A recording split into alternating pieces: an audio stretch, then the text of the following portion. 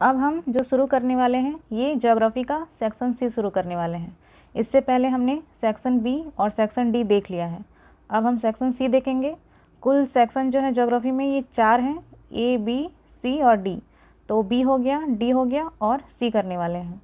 तो 3 ही सेक्शन को देखेंगे, ए सेक्शन को नहीं देखेंगे, क्योंकि इसमें प्रश्न जो ये चारों ही सेक्शन से पूछा जाता है, लेकिन आपको इनमें से 2 ही प्रश्न बनाना है। तो एक आपको डी वाला तो एकदम अनिवार्य है कि बनाना ही है, बाकी आप दोनों सेक्शनों में से कोई एक बना सकते हैं। तो इसी कारण से ए नहीं किया जाएगा। और इसका जो सिलेबस है ज्योग्राफी का, ये मैंने पहले क्लास में बता दिया है, तो आप वहाँ से देख लेंगे कि क्या क्या पढ़ना है हमें सेक्शन सी में। तो इसका जो पहला प्रश्न है ये हम शुरू करते हैं। तो भारत के सामान्य एवं कृषि भू उपयोग के वितरण की विवेचना करें तथा बताएं कि यह कैसे कृषि कार्य, जनसंख्या के संकेंद्रण और आर्थिक स्थिति इत्यादि को निर्धारित करती है। तो हमें यहाँ पे भूमि के उपयोग के बारे में बताना है, और ये जो भूमि है ये कैसे कृषि कार्य, जनसंख्या के संकेंद्रण और आर्थिक स्थिति को निर्धारित करती है। तो पहले हम बताएंगे कि भूमि क्या है। तो भूमि एक ऐतिहासिक संसाधन है जो लगभग समस्त क्रियाकलापों का आधार निर्मित करती है। भारत का वर्तमान भूमि उपयोग प्रतिरूप जो है ये स्थलाकृति, जलवायु, मानवीय क्रिया, बहिर्जात प्रक्रम अर्थात बाह्य प्रक्रम, प्रौद्योगिकी विकास इत्यादि कारकों का प्रतिफल है। तो भूमि जो है ये आरंभ से ही है, इसीलिए ऐतिहासिक संसाधन है जो कि सभी क्रियाकलापों का एक आधार निर्मित करती है। जो भी कार्य किए जाते हैं ये भूमि पे ही किए जाते हैं। अगर किसी में भूमि पर कहीं पे पानी है तो ये भी भूमि पे ही है, क्योंकि जो पानी है इसके अंदर भी भूमि ही है। अगर हम कहीं पे घर भी बनाते हैं या फिर कुछ भी कार्य करते हैं तो वो भूमि पे ही करते हैं। तो सभी क्रियाकलापों का जो आधार है ये भूमि ही है। भारत का वर्तमान भूमि उपयोग प्रतिरूप कैसा है? तो ये जो भूमि उपयोग रूप ये स्थलाकृति, जलवायु, मानवीय क्रिया और बहिर्जात प्रक्रम तथा प्रौद्योगिकी विकास इत्यादि कारकों का प्रतिफल है। भारत का कुल भौगोलिक क्षेत्रफल कितना है? तो 329 मिलियन हेक्टेयर है, जिसे उनके उपयोगों के आधार पर निम्न वर्गों में विभाजित करते हैं। तो पहला है वन क्षेत्र। तो हम देखेंगे भारत में वन क्षेत्र के आधार पर किस प्रकार से भूमि का उपयोग किया जाता है। तो पर्यावरण एवं वन मंत्रालय के द्विवार्षिक भारत वन रिपोर्ट 2023।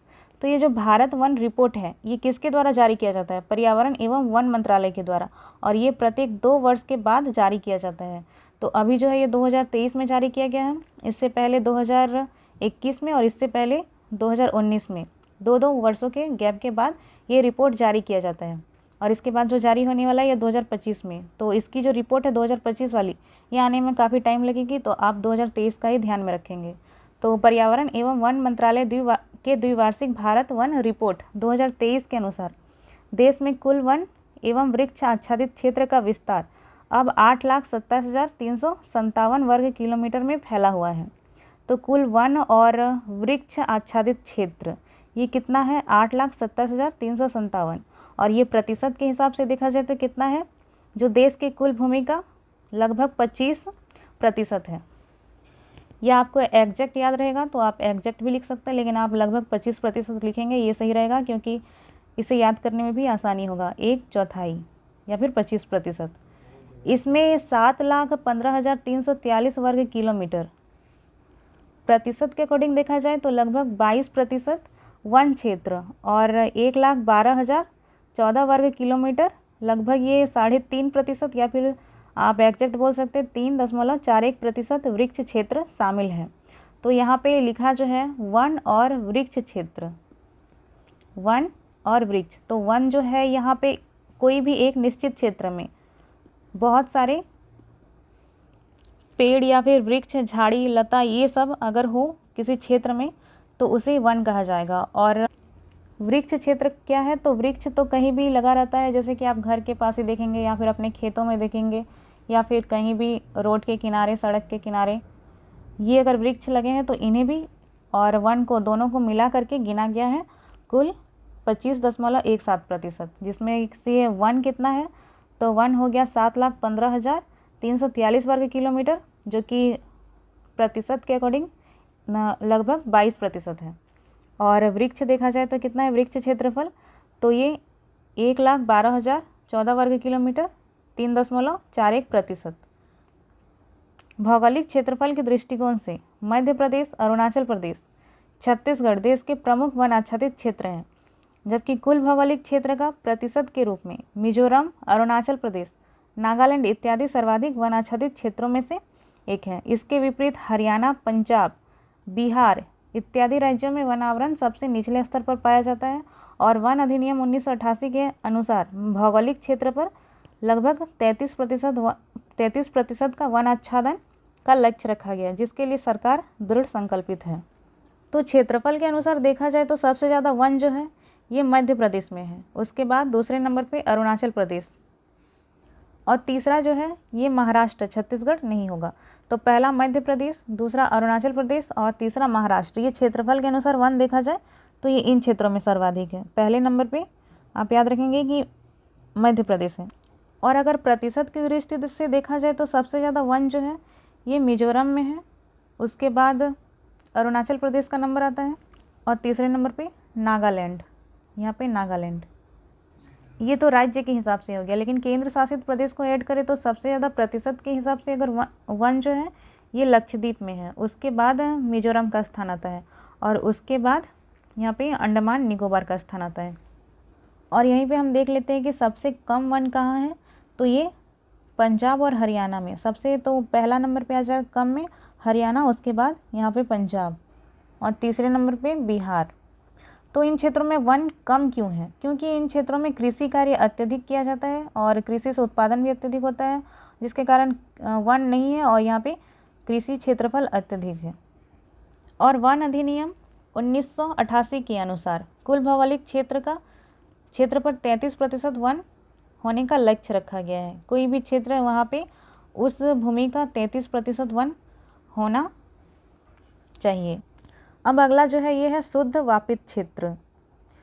तो भारत जैसे कृषि प्रधान देश में शुद्ध वापित क्षेत्र, ये शुद्ध वापित क्षेत्र अर्थात हो गया शुद्ध बोया हुआ क्षेत्र, शुद्ध बोया क्षेत्र जिसपे कृषि कार्य किया गया, बोया गया है कोई भी फसल, तो इसे ही शुद्ध वापित क्षेत्र या फिर शुद्ध बोया हुआ क्षेत्र कहा जाता है। तो शुद्ध वापित क्षेत्र भारत जैसे कृषि प्रधान देश में शुद्ध वापित क्षेत्र का भूमि उपयोग में विशेष महत्व है। तो इसका काफ़ी महत्व है भारत में। विश्व में इसका औसत कितना है, तो ये 32% है। वहीं भारत में 46.28% क्षेत्र शुद्ध वापित क्षेत्र के अंतर्गत आता है।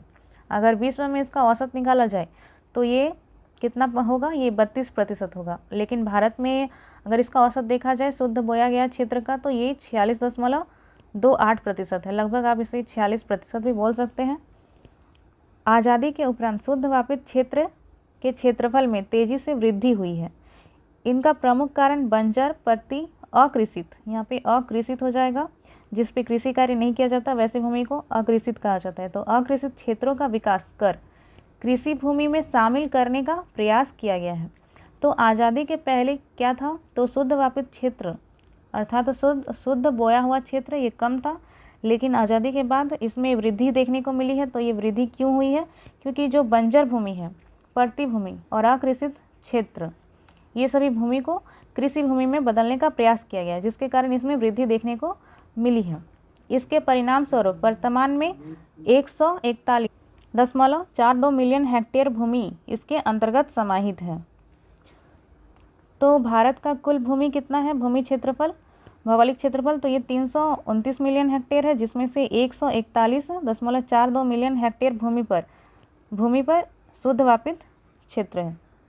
स्थानिक तौर पर पंजाब, हरियाणा, पश्चिम बंगाल, उत्तर प्रदेश, बिहार, महाराष्ट्र का 55% से अधिक क्षेत्र शुद्ध वापित क्षेत्र के रूप में पाया जाता है। तो पूरे भारत का देखा जाए तो ये भारत के क्षेत्रफल का 46.28% शुद्ध वापित क्षेत्र है। लेकिन यहाँ पे अगर हम पंजाब, हरियाणा, पश्चिम बंगाल, उत्तर प्रदेश, बिहार और महाराष्ट्र को देखें तो यहाँ पे इसके क्षेत्रफल का 55% क्षेत्र जो है ये शुद्ध वापित क्षेत्र के रूप में पाया जाता है। ये 55% से भी अधिक, क्योंकि इन क्षेत्रों में कृषि भी अत्यधिक किया जाता है। पंजाब में देखेंगे, हरियाणा में देखेंगे, बिहार, पश्चिम बंगाल, तो इन क्षेत्रों में कृषि कार्य अत्यधिक किया जाता है। शुद्ध वापित क्षेत्र का लगभग 41% भाग पर वर्ष में एक से अधिक फसलें उगाई जाती है। तो जितना भी शुद्ध वापित क्षेत्र होता है, जैसे कि पंजाब का देख लीजिए, मान लीजिए कि पंजाब का 55% ही है, 55% ठीक है, इतना भाग ये पंजाब का पूरा, ये पंजाब राज्य हो गया, और इसमें से इसका 55% भाग जो है ये शुद्ध वापित क्षेत्र के अंतर्गत आता है, और इसका 41%, 41% जो है ये इस पे साल में एक से अधिक फसलें उगाई जाती है। तो एक साल में इस क्षेत्र में एक से अधिक फसलें उगाई जाएंगी, 2, 3, 4, 5 कुछ भी इतनी फसलें उगाई जा सकती है, जिनमें पंजाब, पश्चिम बंगाल, हिमाचल प्रदेश, हरियाणा, उत्तराखंड इत्यादि के शुद्ध वापित क्षेत्र का 50% से अधिक भाग द्विफसली क्षेत्र के रूप में पाया जाता है। अगर अन्य राज्यों का देखा जाए तो वहाँ पे शुद्ध वापित क्षेत्र का लगभग 41% भाग पे वर्ष में एक से अधिक फसलें की जाती है। लेकिन अगर पंजाब, पश्चिम बंगाल, हिमाचल प्रदेश, हरियाणा, उत्तराखंड इन राज्यों का देखें तो शुद्ध वापित क्षेत्र का यहाँ पे 50% से अधिक भाग पर द्विफसली खेती की जाती है। ऐसा इन क्षेत्रों में सिंचाई सुविधाओं के भरपूर विकास के कारण संभव हो सकता है। तो देखिए, इन क्षेत्रों में सिंचाई की सुविधा जो है ये काफ़ी ज़्यादा है, जिसके कारण इसमें 50% से भी अधिक शुद्ध वापित क्षेत्र में ये द्विफसली खेती की जाती है। इसके विपरीत कई ऐसे राज्य हैं जैसे कि गुजरात, हमारा झारखंड, तमिलनाडु इत्यादि, जहाँ के 20% से भी कम शुद्ध वापित क्षेत्र पर द्विफसलीय खेती की जाती है। तो इन राज्यों में सिंचाई सुविधा उपलब्ध नहीं है। जैसे कि झारखंड में ही देखा जा सकता है, ये पठारी क्षेत्र है, जिसके कारण यहाँ पे सिंचाई की व्यवस्था सही प्रकार से नहीं है, और कई सारी योजनाएं भी लाई गई हैं परंतु उनका क्रियान्वयन सही से नहीं हो रहा है, जिसके कारण यहाँ पे शुद्ध वापित क्षेत्र का 20% से भी कम जो है ये द्विफसलीय क्षेत्र के रूप में आता है। अब आगे है अन्य उपलब्ध भूमि। तो अन्य उपलब्ध भूमि, इस प्रकार के भूमि के अंतर्गत वैसे क्षेत्रों को शामिल किया जाता है जहां अधिवास, परिवहन मार्ग, नहर, खान या फिर अन्य संरचनात्मक इकाई निर्मित है या फिर निर्माण की प्रक्रिया चल रही है। तो इस प्रकार की भूमि में क्या क्या शामिल किया जाता है, किस क्षेत्रों को, तो जहाँ पे अधिवास अर्थात आवास और परिवहन मार्ग या फिर नहर या फिर खान या फिर अन्य कोई संरचनात्मक इकाई जैसे कि सड़क, उद्योग, ये सब निर्मित है या फिर निर्माण की प्रक्रिया चल रही है इन क्षेत्रों में। जबकि दूसरी तरफ पर्वत, मरुस्थल, पठार, दलदल, बीहड़ जैसे प्राकृतिक क्षेत्रों को सम्मिलित करते हैं जहाँ कृषि कार्य संभव नहीं है।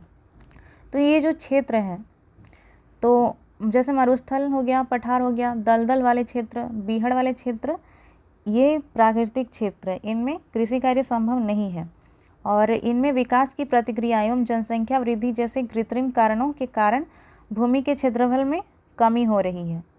असम, हिमाचल प्रदेश, बिहार, तमिलनाडु इत्यादि राज्यों में ऐसे कृषि अयोग्य भूमि की मात्रा अधिक है। एक अनुमान के अनुसार लगभग 40 मिलियन हेक्टेयर जमीन इस श्रेणी में सम्मिलित की जाती है। ये जो टॉपिक है यहाँ पे आप लिख सकते हैं, कृषि हेतु अन्य उपलब्ध भूमि। तो इन क्षेत्रों में कृषि कार्य नहीं किया जा सकता है, तो ये जो क्षेत्र है कृषि के लिए अयोग्य है। और इस प्रकार से अयोग्य क्षेत्र सबसे ज़्यादा कहाँ है, तो असम, हिमाचल प्रदेश, बिहार, तमिलनाडु इत्यादि राज्यों में ऐसे कृषि अयोग्य भूमि की मात्रा अधिक है। तो असम में देखा जाए तो यहाँ पे ब्रह्मपुत्र नदी है, इसके बीचों बीच से पार होती है और इस कारण से इस ब्रह्मपुत्र नदी के क्षेत्र के आसपास बाढ़ आती रहती है, तो जिसके कारण इन क्षेत्रों में खेती नहीं किया जाता है, कृषि नहीं किया जाता है।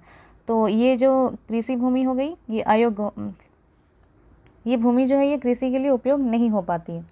फिर हिमाचल प्रदेश में देखा जाए तो ये पहाड़ी इलाका है, यहाँ से हिमालय की श्रेणी गुजरती है, जिसके कारण इन क्षेत्रों में भी कृषि कार्य संभव नहीं हो पाता है और तापमान अत्यधिक ठंड होने के कारण यहाँ पे बर्फ़ भी गिरती है।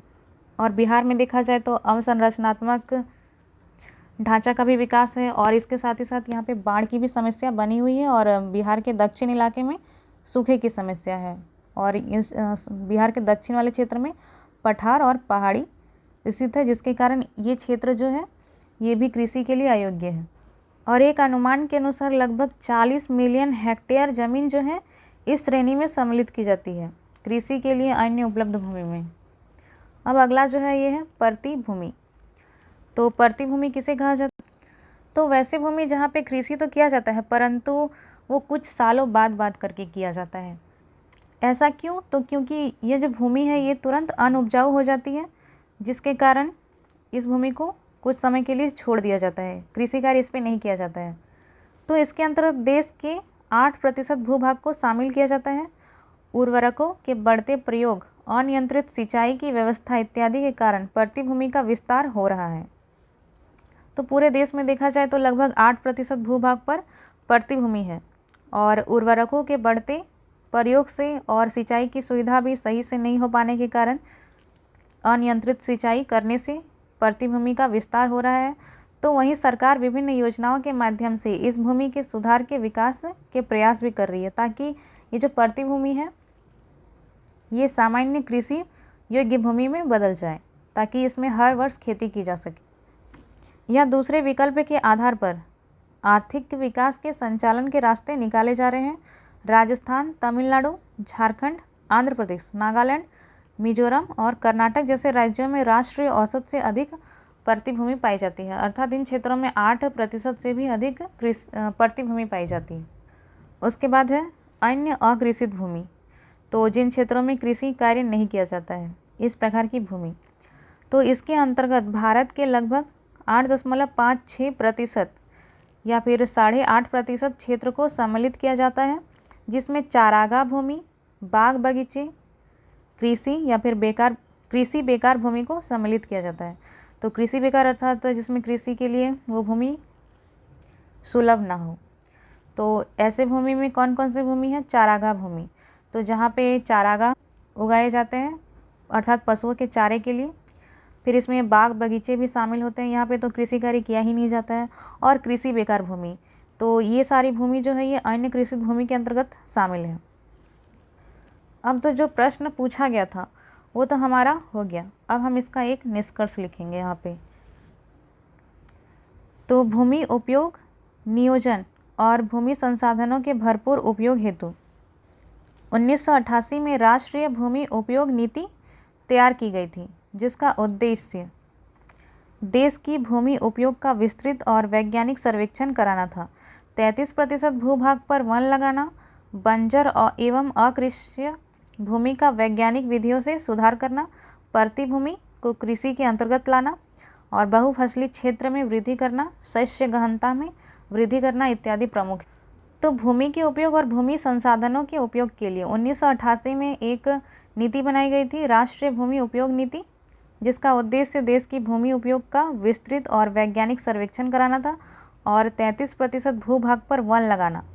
इसके साथ ही साथ बंजर और अकृषि भूमि जो है इसका वैज्ञानिक विधियों से सुधार करना था, प्रतिभूमि को कृषि के अंतर्गत लाना था और बहुफसली क्षेत्र में वृद्धि कर शस्य गहनता में वृद्धि करना शामिल था। तो शस्य गहनता क्या हो जाता है? तो इसका जो अर्थ है ये एक कृषि वर्ष में एक ही खेत पर कई सारे फसलें को उगाना, इसे ही शस्य गहनता कहा जाता है।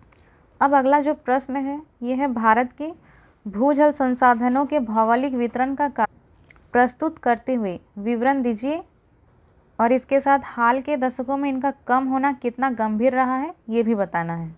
तो हमें यहाँ पे ये बताना है कि भारत का जो भूजल संसाधन है इसका वितरण किस प्रकार से है और इसका कारण क्या है कि ये अलग अलग प्रकार से अलग अलग क्षेत्रों में देखने को मिलता है। और इसके साथ ये भी बताना है कि ये जो भूजल संसाधन है इसका कम होना कितना गंभीर रहा है हाल ही के दशकों में।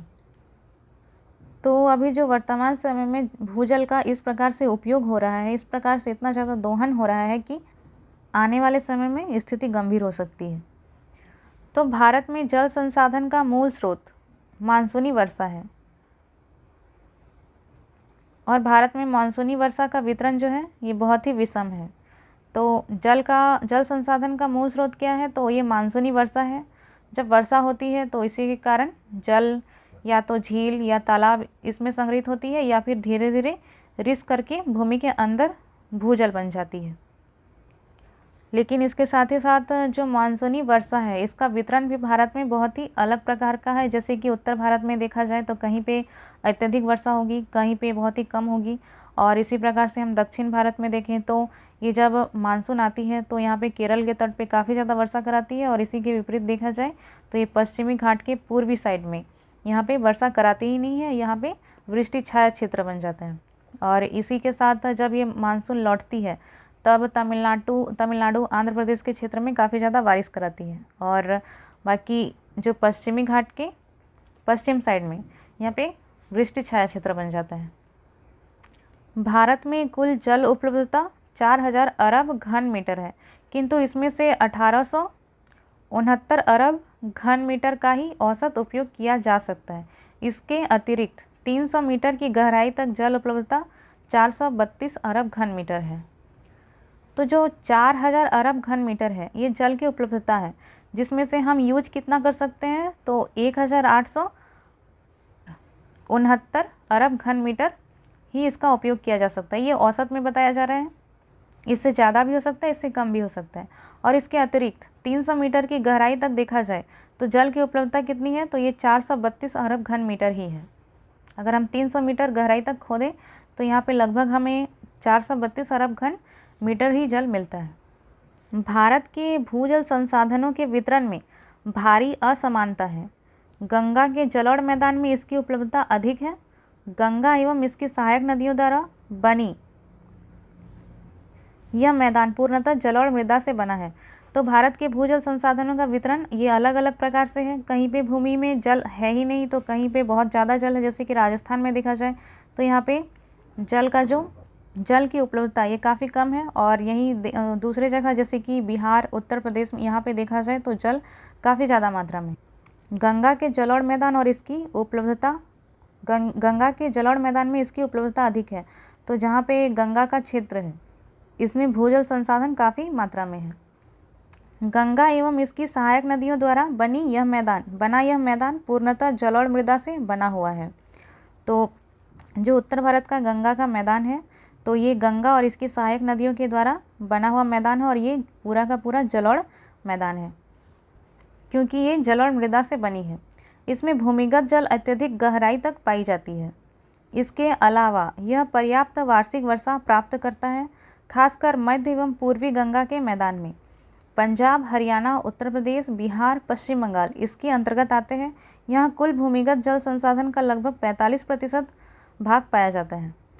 तो ये जो गंगा का क्षेत्र है, यहाँ पे भूमिगत जल अर्थात भूमि के नीचे वाला जो जल है, ये जल बहुत ही अंदर तक भी पाया जाता है। और ये भूमिगत जल जो है यहाँ पे ये वर्षा से काफ़ी ज़्यादा जल भी संग्रहित करता है, जिसके कारण यहाँ पे जल की कोई कमी नहीं, खासकर मध्य और पूर्वी गंगा के मैदान में। और इसके अंतर्गत कौन कौन से क्षेत्र आ जाते हैं, कौन कौन से राज्य, तो पंजाब, हरियाणा, उत्तर प्रदेश, बिहार, पश्चिम बंगाल इसके अंतर्गत आते हैं। और यहाँ पे कुल भूमिगत जल संसाधन का लगभग 45% भाग पाया जाता है। जितना भी भूमिगत जल है उसका 45% जो जल है ये इसी क्षेत्र में पाया जाता है, गंगा के मैदानी क्षेत्र में। इसके बाद आगे है प्रायद्वीपीय भारत प्री कैम्ब्रियन क्रिस्टलीय प्रकार का है। तो प्रायद्वीपीय भारत जो है ये पठारी क्षेत्र है, और ये पठार जो है ये प्री कैम्ब्रियन काल का है। तो ये प्री कैम्ब्रियन क्रिस्टलीय प्रकार का है। यहाँ लाल एवं लेटराइट मिट्टी की प्रधानता है। इनमें जल धारण की क्षमता कम होती है क्योंकि ये पठारी इलाका है, तो जिसके कारण यहाँ पे जल जो है ये अंदर रिस नहीं पाता है, जिसके कारण जल धारण की क्षमता कम है। और यहाँ पे लाल और लेटराइट मिट्टी अत्यधिक मात्रा में पाई जाती है। अतः भूमिगत जल संसाधन अपर्याप्त है। इसके अतिरिक्त इस क्षेत्र की अधिकांश नदियाँ वर्षा पोषित है, अर्थात जब वर्षा होगी तभी यहाँ पे नदियाँ जो हैं ये भरेगी, नहीं तो बाकी टाइम ये सूखी पड़ जाएगी या फिर पानी इनमें कम हो जाएगा। तमिलनाडु, कर्नाटक, आंध्र प्रदेश के कुछ भाग, छत्तीसगढ़ पठार इसके अंतर्गत आते हैं। तो ये जो पठारी क्षेत्र है, प्रायद्वीपीय क्षेत्र, इसके अंतर्गत तमिलनाडु, कर्नाटक, आंध्र प्रदेश के कुछ भाग और इसके साथ ही साथ छत्तीसगढ़ का पठार भी शामिल है, और हमारा झारखंड का छोटा नागपुर पठार भी। तो ये हो गया प्रायद्वीपीय भारत। आप यहाँ पे हेडिंग देख के भी लिख सकते हैं कि यहाँ पे लिखेंगे आप गंगा का मैदान, गंगा का मैदान। इसके बाद आप डैश देकर लिख सकते हैं, फिर यहाँ पे आप लिख सकते हैं प्रायद्वीपीय भारत, फिर डैश दे करके लिख सकते हैं। उसके बाद यहाँ पे नीचे दक्कन ट्रैप, फिर डैश करके लिख सकते हैं। इसी प्रकार से आगे भी। तो जो दक्कन ट्रैप है ये क्रिटेशियस काल के गहरे लावाओं का सेल समूह है। तो ये भी क्रिटेशियस काल का है, बहुत ही आरंभिक चट्टान है जिसमें जल का रिसाव, यहाँ पे जल हो जाएगा, जल का रिसाव दरारों द्वारा संभव हो पाता है। तो इसमें जल का जो रिसाव है, ये जल जो रिस के अंदर जाता है ये यहाँ पे पड़े दरारों के कारण ही संभव हो पाता है। भूमिगत जल संसाधन क्षीण मात्रा में पाए जाते हैं। तो यहाँ पे भूमिगत जल जो है ये बहुत ही कम मात्रा में पाया जाता है, क्योंकि जो जल है ये रिसता है, ये बहुत ही कम मात्रा में रिसता है, और ये भी इसके दरारों के कारण ही रिस पाता है। और इसके अंतर्गत कौन कौन से क्षेत्र आते हैं, कौन कौन से राज्य? तो इसके अंतर्गत महाराष्ट्र, गुजरात, मध्य प्रदेश, महाराष्ट्र के कुछ भाग आते हैं। यहाँ पे महाराष्ट्र एक बार लिख दिया गया तो और आपको लिखना नहीं होगा। फिर आगे है भारत के तटीय क्षेत्र।